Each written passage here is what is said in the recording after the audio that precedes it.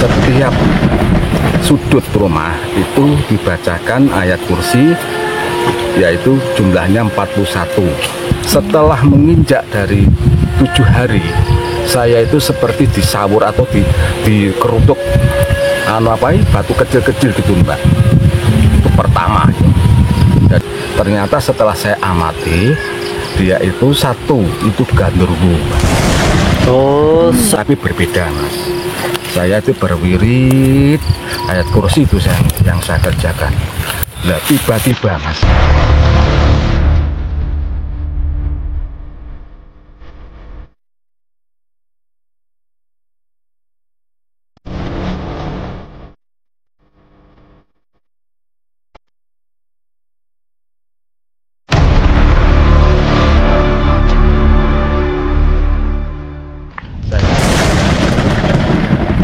saya cerita di rumah saya dulu kemarin itu loh Mas. Iya. Tapi berbeda Mas. Saya itu berwirid ayat kursi itu yang saya kerjakan. Nah, tiba-tiba Mas, tiba-tiba itu ada sepur Mas. Saya itu di tengah rel, saya di tengah rel ada sepur. Saya mau tapi saya diberi alat satu Mas. Apa kalau bahasanya langes itu apa Mas ya? Jadi masih asap. Bukan, angus. jadi angus itu loh Angus. Mbak. Jadi Itu. yang dari hitam yang dari wajan saya keruk. Diberi minyak lentik. Iya. Itu.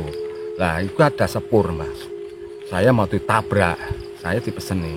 Kalau ada apa-apa harus cepat kamu hapus gitu. Gitu. Kamu dulit lah Mas gitu. Oh, Mas, gitu. Akhirnya itu saya hapus dengan itu tadi, langes itu tadi, hilang dia Mas. Hilang. Saya mengerjakan ayat kursi, saya belum sampai 7. Dan saya itu di tengah hutan Mas. Saya di tengah hutan itu ada pohon besar-besar Mas. Nah, di tengah hutan ada pohon besar-besar. Saya mau ada angin besar, pohon itu mau tumbang kepada saya. Akhirnya itu saya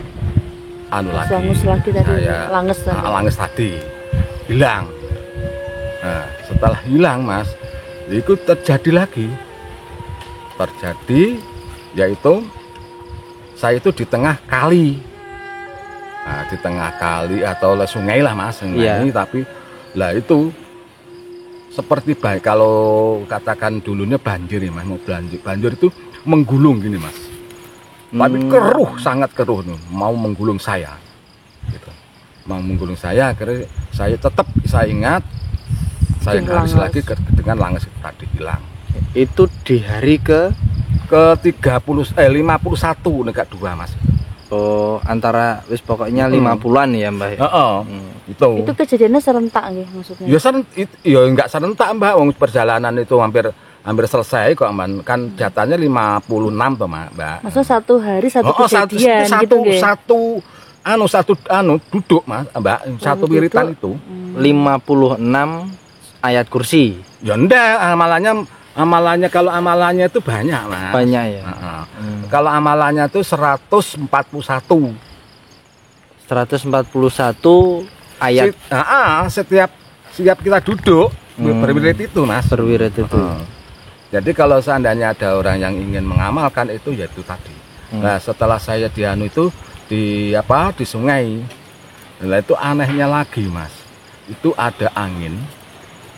Tapi angin itu tidak masuk akal. Angin itu membawa debu yang sangat banyak seperti gunung meletus Mas. Seperti padang pasir gitu ya Mbak ya? Iya, tapi seperti padang pasir lah gitu ya. Itu sangat mengerikan itu Mas. Nah, akhirnya saya coret lagi hilang.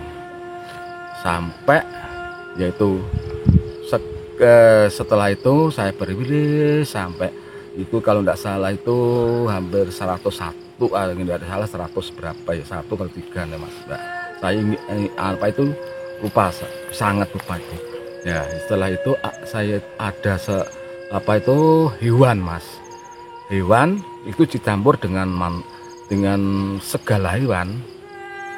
Segala hewan lah. Saya itu anehnya, saya itu di atas ular Mas, duduk saya. Jenengan duduknya di atas ular? Di atas ular. Saya mau dimakan, lah anehnya itu lagi ada raja singa Mas. Ada raja singa itu menelan ular itu tadi. Jadi hewan-hewan semua minggir kepada raja singa itu tadi.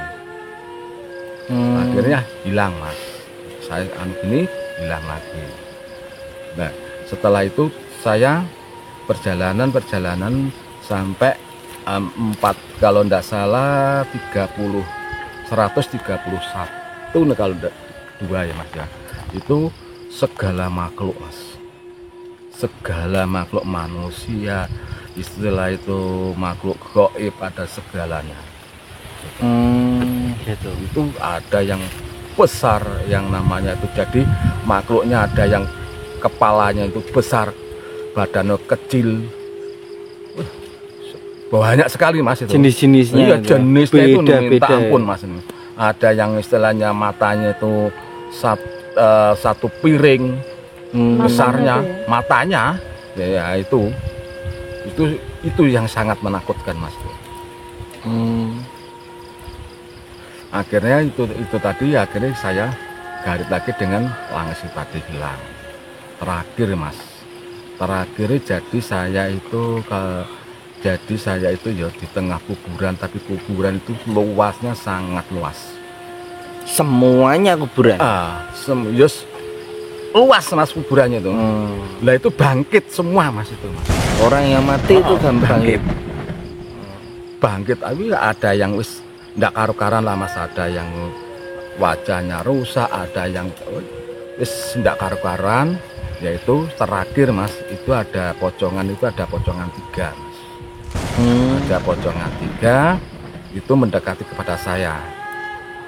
Nah yang satunya itu dia tuh istilahnya di apa ya, kalau cungkup itu dia itu bandulan lagi. Bandulan hampir menghantam diri saya. Akhirnya saya garit lagi, alhamdulillah hilang. Setelah itu akhir Mas, terakhir Mas ya, itu berupa seperti saya Mas, tapi berbeda kulit. Ada yang hitam, ada yang kuning, ada yang putih, ada yang merah itu Mas, sama dengan saya Mas. Tapi dia itu tanya, saya tidak minta apa-apa. Saya hanya menjalani ayat kursi itu. Makanya ayat kursi itu sangat istimewa. Itu beliaunya bertanya, Masalahnya mendatangkan saya, kamu apa maksudmu? Meminta apa? Itu Mas. Nah, tapi saya enggak minta apa-apa. Gitu. Sewaktu-waktu saya seandainya itu kebutuhan, aku pun enggak mau Mas. Sebenarnya kalau kita butuh apa itu sebenarnya kalau ya loh. Nah setelah itu akhirnya dia menghilang. Itu akhir Mas itu. Perjalanan saya setelah terjadi itu kan saya diberi kaca ya Mas, kaca pengiluh lah Mas. Kan itu sangu saya. Setelah saya dari lihat itu, ternyata yang saya coret itu hanya diri saya sendiri. Jadi wajah saya itu semua Langis itu tadi. Padahal itu jenengan maksudnya Langisnya itu ditaruh mana? Ditaruh di depan saya. Ditaruh dari awal sampai akhir dia apa itu lepek Mbak. Lepek saya beri Langis itu saya beri minyak dan kocoknya tidak boleh dibuka dulu, itu harus dikurepkan gini Mas. Ya setelah terjadi itu saya lihat itu ternyata yang saya coret itu saya sendiri.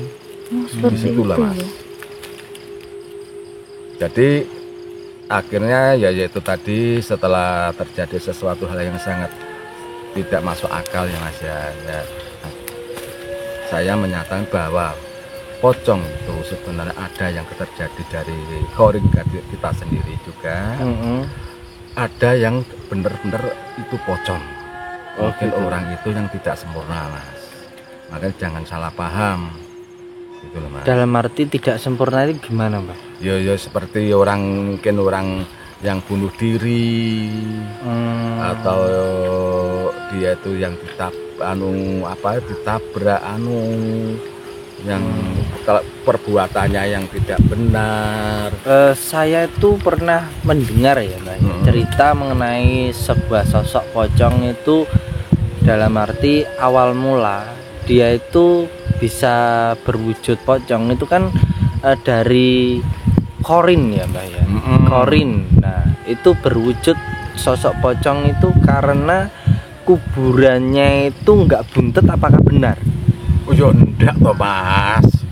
Enggak ya, Mbak ya? Ya enggak, kalau orang beriman enggak buntet tuh ya panggah ya tetap Mas. Oh gitu ya. Yang jelas kalau pocong itu yang jelas orang yang enggak benar gitu aja lah, Mas. Kalau saya tertarik sama itu tadi, kok jenengan bisa ternyata yang dicoret itu muka, berarti apa itu wujud dari kita? Kita sendiri, Mbak. Nah, jadi perwujudannya yang seperti sepur atau gimana itu ternyata kita sendiri yang dicoret. Wujud laku gitu, wujud laku kita. Karena kan gitu. korinnya kita ternyata seperti itu gitu loh, Mas. Jadi menceritakan hal sesuatu yang kita perbuat atau apa yang kita jalani gitu. Berarti itu termasuk secara tidak langsung itu mewujudkan sedulur papat limo pancer itu ya? Kalau saya enggak gitu, Mas.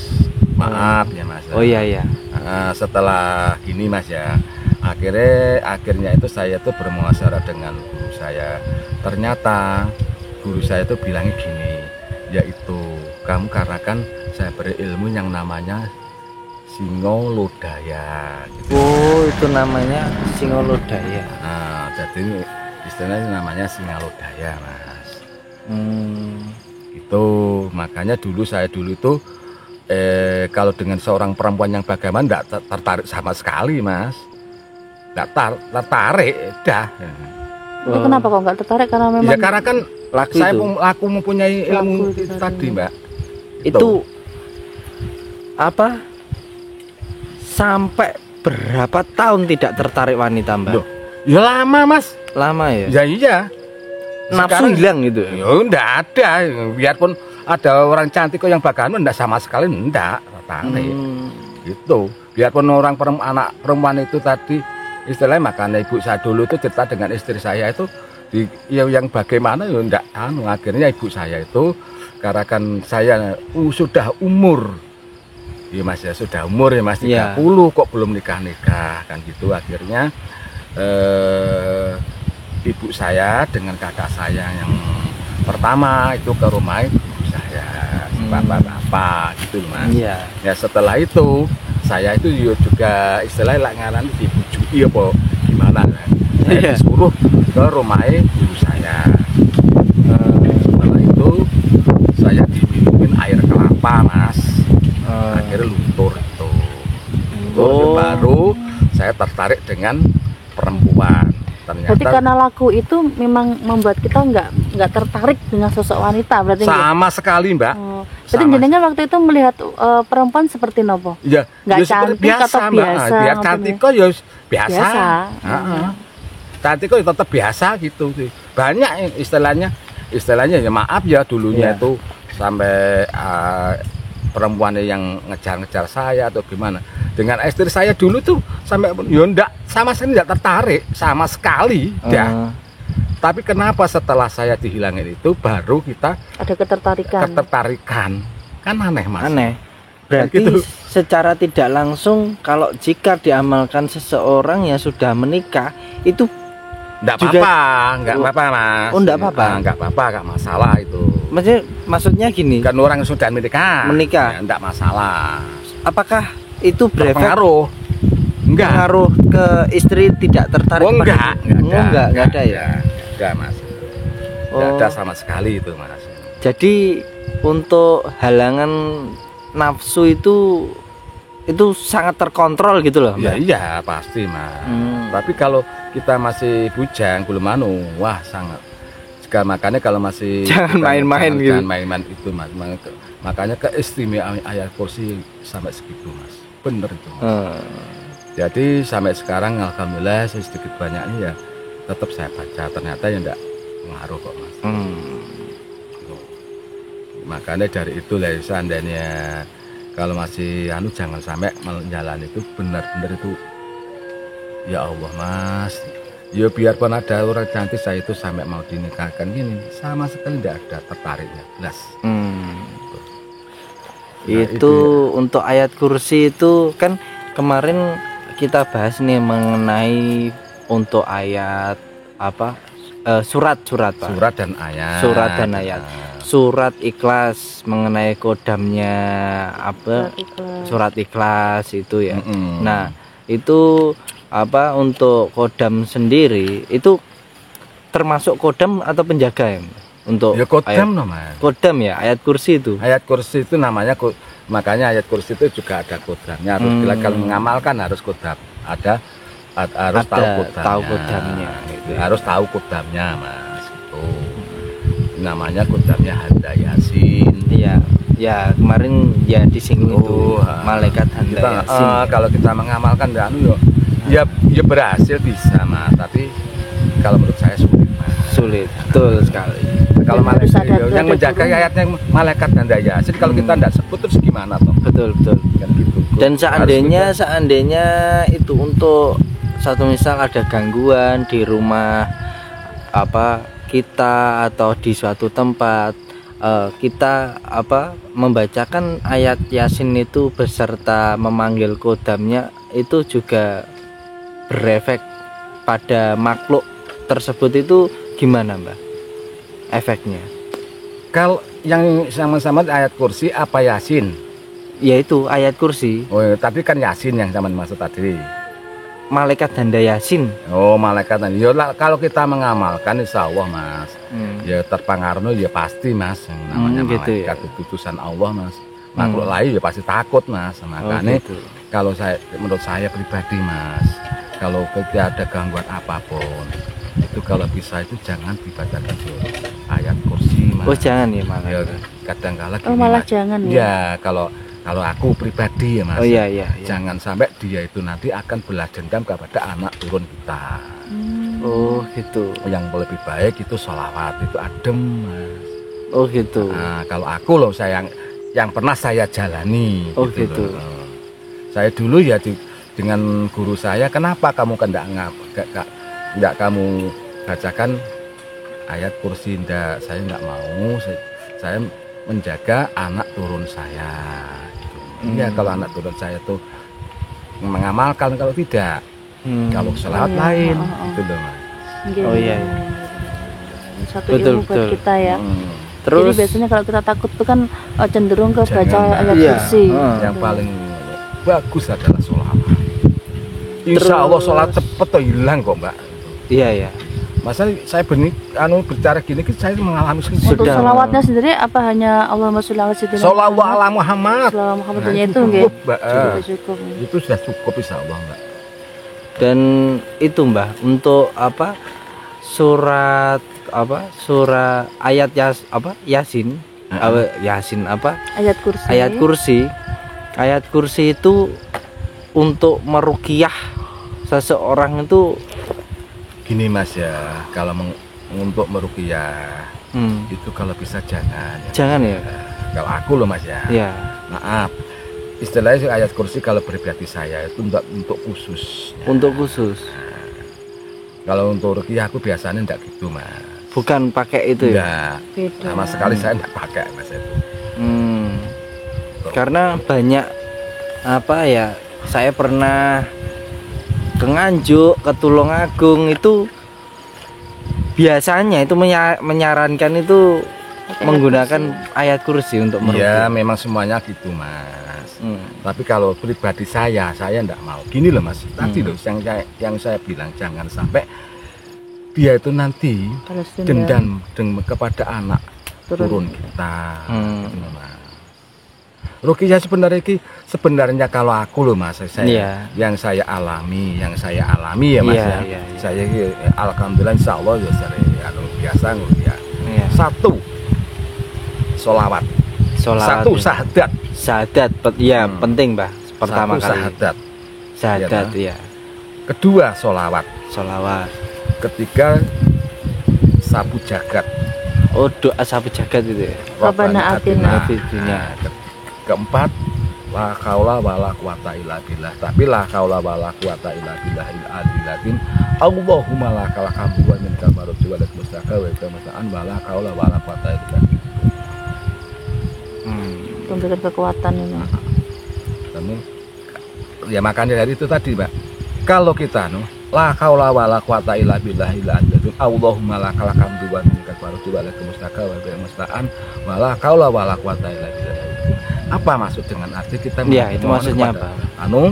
Jangan sampai orang setelah diruqyah itu rezekinya buntu. Kalau bisa dia terangkat dan rezekinya gitu, Mas. Jangan sampai dia itu kembali gimana gitu, Mas. Jadi itu perlu, Mas. Iya, perlu. Nah, makanya dari itu jangan sampai kita, kalau aku pribadi loh, Mas, kalau orang-orang ya silahkan aja. Berarti termasuk terkadang kalau menggunakan ayat kursi itu ibarat kata terlalu kasar gitu ya, Mbak? Iya, Mas. Iya, terlalu kasar, terlalu menyiksa, Mas. Itu loh, makanya dia pasti dendam, Mas. Itu pasti dendam. Jadi makhluk-makhluk yang sekiranya mengganggu itu kalau kena ayat kursi itu pasti kesakitan ya? Iya, kobong istilahnya terbakar, Mas, pasti itu. Tapi itu pun kalau menurut saya sih tergantung siapa yang membaca kan gitu. Ya. Kalau kita yang membaca mungkin ya biasa-biasa kan gitu. Itu tetap terbakar, Mbak. Tetap geho gitu. Karena kita ini mengamalkan ayat kursi, kalau bisa kita lebih berhati-hati. Gitu. Ya itu tadi, kalau saya ya itu tadi, Mbak, Mas. Kalau menurutku ya Mbak ya itu tadi syahadat, sholawat dan bacaan tadi itu nggih. Sampai apa? Insya Allah saya yakin, Pak. Sapu jagat, la haula wala quwata illa billahil aliyil azim. Allahumma lakal hamdu wa minkal marji wa lakal mustaqal wa bikal musta'an wa la haula wala quwata illa billah. Insya Allah aku yakin, Pak. Saya baru-baru ini dan mengeruqyah itu di Sedudo, Mas. Ya pas sehat. Baru-baru ini orang Blitar, Mas. Meruqyah ya? Iya. Memang mayoritas kalau saya meruqyah enggak mau aku saya ajak ke Sedudo. Yang kemarinnya juga itu teman kita sendiri, mungkin saya ya sudah tahu semua. Iya. Dulu sampai saya ruqyah dia menjalani ilmu, enggak tahu ilmu apa, sampai hampir pingsan, Mas. Ada orangnya bau besar, buktinya masih ada, saksinya masih ada, orangnya masih ada. Sering, Mas, saya mengurunya gitu, tapi makanya saya tidak mau, Mas, mau pakai itu, mau. Terus terang, Mas, masalah ayat kursi kalau kita amalkan, Mas, ya di sekitarnya itu terpengaruh juga. Loh, iya pasti, Mas, itu, Mas. Dalam radius berapa, Mbak? Kalau radius itu sampai, kalau radius, Mas, ya, sampai 50 meter persegi, Mas. Waduh. Maka dari itu loh, Mas, yang berbahayanya di situ. Kalau kita istilahnya kalau seperti gini, Mas, ya itu sampai segitu, Mas. Termasuk luas sekali. Oh iya, Mas. Makanya kalau sebenarnya kalau istilah radiusnya kalau diambil itu ya tidak ada batasnya sebenarnya gitu loh, Mas. Kalau di masjid sih nggak apa-apa, Mbak. Iya. Tapi kalau satu misal yang kan kita kan namanya kita kalau di masjid itu kan istilahnya kan bukan istilahnya untuk mengeruqyah atau kita kan yang biasa kan istilahnya apa itu berwirid, Mas. Berwirid. Lain loh, Mas. Iya. Kita lain, Mas. Kalau kita di tempat angker atau gimana kamu bisa amalkan. Kamu harus menjaga dan anak turut sampean harus itu, Mas. Dendam pasti itu, Mas. Oh gitu. Dalam pengalaman saya gitu, Mas. Jadi saya enggak mau, Pak. Terus terang sampai sekarang pun yang bagaimana aku enggak pernah saya membaca. Saya itu pernah katanya orang itu istilahnya enggak bisa dijamah. Saya enggak mau, Mas, saya.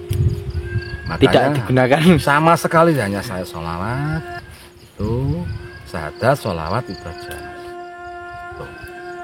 Benar itu, Mas. Jadi saya itu mencari yang adem-adem, jangan sampai ada pembalasan di berikutnya anak turun kita gitu Mas. Orang kalau wah saya mengandalkan ayat kursi, kamu harus ingat anak turunmu nanti. Kamu kuat, anak turunmu tidak akan mungkin kuat. Belum tentu. Belum tentu, Mas. Bener, Mbah. Jadi ini satu ilmu yang sangat bermanfaat ya, yang mungkin yang kita harus hati-hati juga. Oh, harus Mbak, itu kita ini mengamalkan sesuatu itu harus tahu, makanya sedikit banyaknya kita ini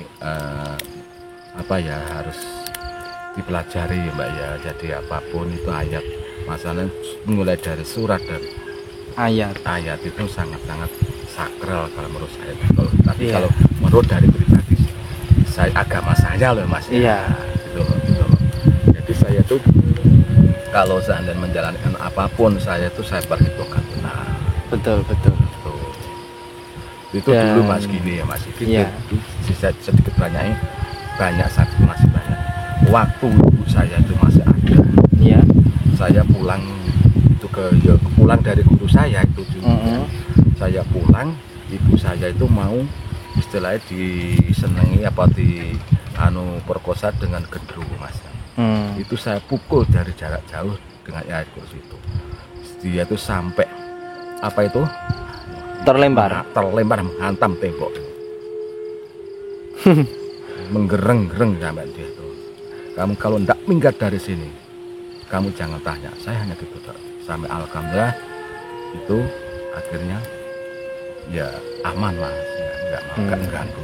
Udah nggak ganggu lagi. Itu terjadian. Jadi saya itu sebenarnya ya dulu waktu keponakan saya yang kecil-kecil itu di rumah itu ada seorang perempuan setiap maghrib pada perempuan itu. Jadi tapi itu katutan dari kayu. Akhirnya saya yang dipanggil, saya tidak mau Mas. Saya jangan kamu mengganggu. Ayo kamu kalau saya kembalikan ke asalmu. Jadi kalau lalu di lahan saya sana. Iya. Itu banyak Mas yang saya kakak saya masih ini semua ingat itu. Mas ponakan aja ingat itu semua. Gitu. Saya nggak mau Mas menggunakan terus terang saja. Oke. Mungkin ada pesan-pesan ya, Selo yang ini, Mas, akan disampaikan.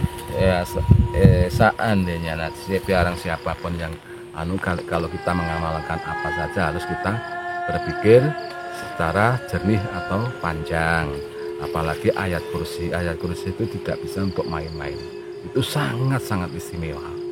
Jadi kalau kita mengamalkan sesuatu harus kita kalau bisa itu ada gurunya atau dari orang lain ijazahnya gitu. Iya, harus dijazahkan terlebih dahulu.